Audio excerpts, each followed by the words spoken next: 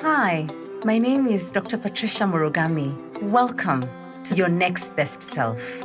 I know you might be wondering, who's this Dr. Patricia Murugami? Well, I'm a leadership catalyst, a leadership coach, an educator on matters to do with life, leadership, love, and legacy.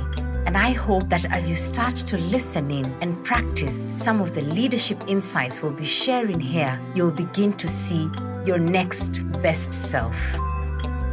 Welcome back to Your Next Best Self podcast with me, Dr. Patricia Murugami.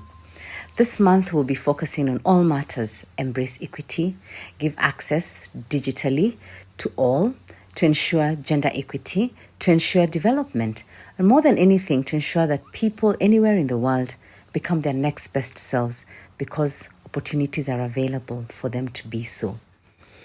So the last podcast we talked about feminine genius, and I want to continue to build on that and continue to make reference to this letter that I made reference to from St. Pope John Paul II to women. And in the last podcast, I talked and really spoke to women who are mothers. Today, I want to speak to women who are wives. And to quote his letter, he says, "Women who are wives, thank you. You irrevocably join your future to that of your husbands in a relationship of mutual giving at the service of love and life." I think like most beautiful things, marriage is a mystery, especially from the onset. So I have found, because of helping a lot of couples prepare for marriage, prepare for their wedding, that you have to go through I would say the courtship phase where you're just totally in love with your spouse. And then you say the vows, and I find that after saying the vows and the graces that come from really God, you and your husband, then what happens is that then those vows are tested. And I have had the privilege of seeing couples who have worked at their marriages. But I dare say that the wife's role in a marriage is so fundamental that when she gives up, then the marriage is in a bad place. And when she continues to find ways to ensure that her husband is engaged, find ways to work at it, encourage him to also do the same, because it takes two to tango. But I want to say that women who are wives create a space in the home, that the hearth of the home is really created by a woman. There's a program we used to run, and it's coming back soon, Brides for Life, Wives for Life. And we had a whole module on converting your house into a bright and cheerful home. And everyone who signed up for that program, which ran for probably almost 10 years, with over 300 women having gone through it, professional women in business who feel that they're not giving it their best from a home perspective, and they want to skill up in terms of their personal skills on marriage and on family. And I just want to honor each and every one of you. And I remember this particular module, most of them would come thinking it's interior deco. Yeah, we're going to learn how to organize our house, color schemes and all. But I was very deliberate when I requested the facilitator to speak about that particular module. So having designed the modules, 5 of them, I knew exactly what it is I wanted to achieve and to help women achieve, because I had listened to many of them. I had my own struggles also. And so I was like, this program should really address all these pain points.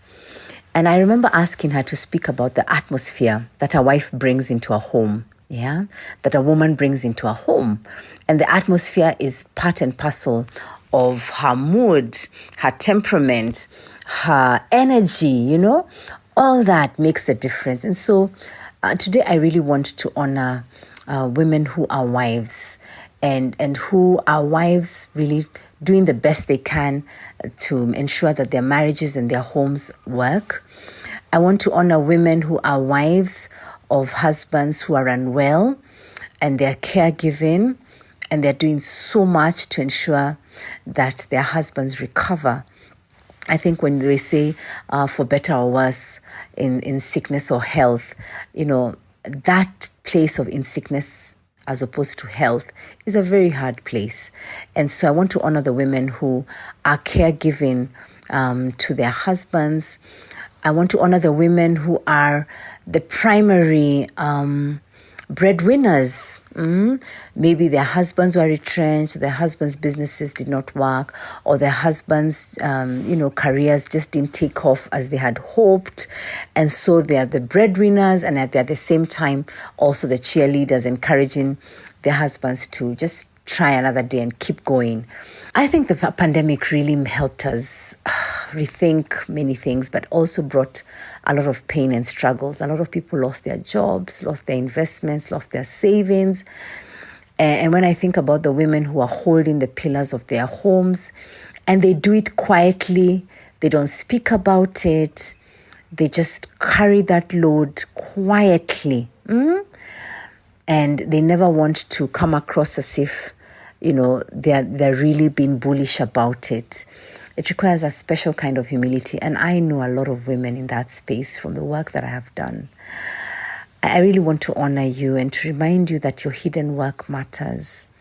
The struggles of helping your husband not lose his esteem, and at the same time carrying the load financially for your home, and still honoring him as the leader of the home, and getting him to actually be the leader of the home, graciously, wisely, and in a sense with that masculine genius. It takes a special kind of woman to take care of her husband when she's unwell, to carry the load of the home. And I know there are many women across the world who are doing this. I just want you to receive a very warm hug from me. Embrace yourself.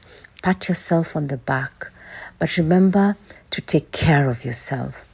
I think for a lot of wives, and especially the special wives who I know are going through a lot, and the wives who are trying to make their marriages work, maybe going through a separation, and the wives who are really going through a tormentous marriage, I really want to encourage you this International Women's Day. You're waking up to go to work as if you didn't have a rough night. Seek the help you need. Look for that therapist. Look for that coach, marriage coach, relationship coach. I really want to encourage you to do what it is that you need to fill your cup, because your cup is probably tethering near empty. And E for empty is not where we want you to be. And so this International Women's Day, as you look at your colleagues at work, be kind to them, because you don't know what battles they are fighting and facing in the home front, in their personal lives. You have no idea. So be kind. That's one way of embracing equity. And because that woman is coming to work, you don't know what it is that she's struggling with. You don't know how important this job is. I just want you to be kind, even as you give her feedback on how she can improve. Be firm, but be kind also. Coach her. Show her what it is that is important for her to do. And for those wives who are also unwell, they're the ones who are unwell and they're struggling to recover. And they may be mentally unwell, physically unwell, emotionally unwell, spiritually unwell. I just want to also send a big hug to you. And I hope that you will get the help that you need. And I just want to encourage you that the first help that we ought to look for is the help to help our will rise up. Because when one is unwell, it's easy to give up. But the doctors have told us that those who recover have a fighting spirit and are recovering because they believe they want to be well. They believe they can be well. From what I have seen of the patients who are close to me, close family members and close friends, that will to want to wake up, to recover, is more important than even the drugs and medicines that you're being given, the injections, the treatment. So as I wind down this podcast, I want to honor all the wives all over the world who are doing whatever it takes to build their home, to build their marriages, to take care of the people who live in their families, in their homes.